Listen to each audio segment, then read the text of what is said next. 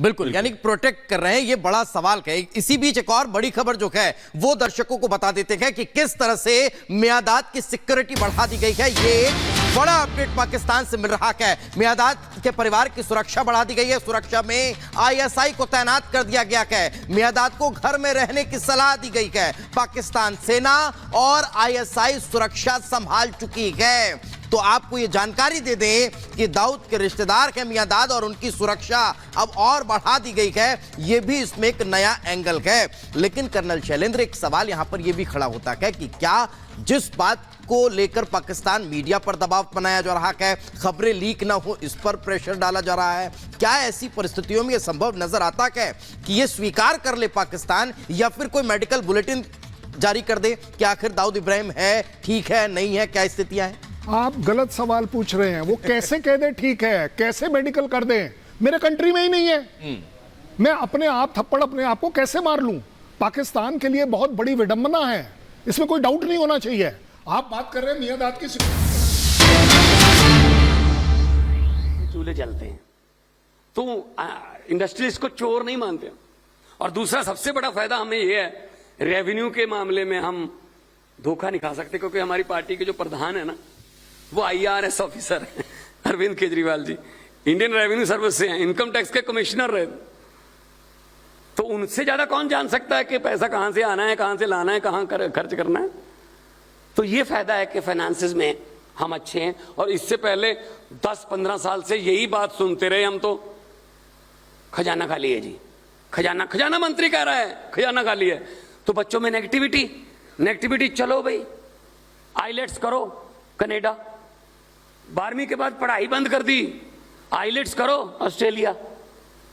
क्योंकि यहां जब सरकार का खजाना मंत्री खुद कह रहा है खजाना खाली है, तो उम्मीद कैसे बंधेगी बच्चों के लिए?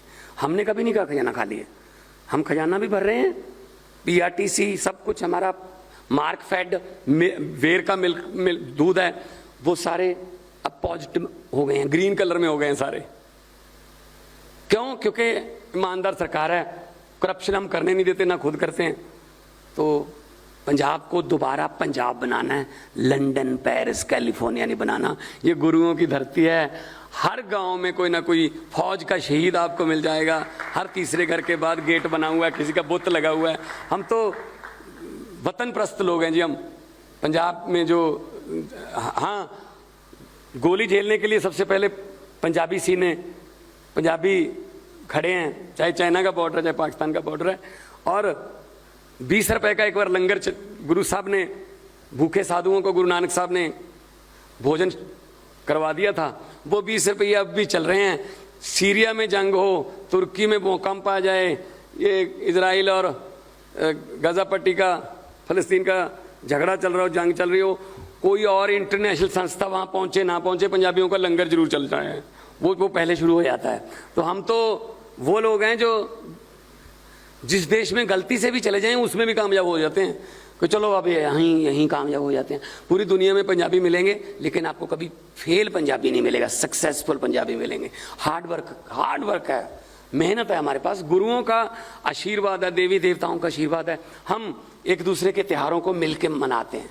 हमारे यहाँ जमीन बहुत फर्टाइल है, बहुत उपजाऊ जमीन है, जो मर्जी बीज दो उग जाता है। लेकिन ये बात मैं जोर दे के हर भाषण में बोलता हूं, हर जगह बोलता हूं कि जमीन फर्टाइल है, उपजाऊ है, जो बीज दोगे उग जाएगा। लेकिन नफरत का बीज नहीं यहां उगता।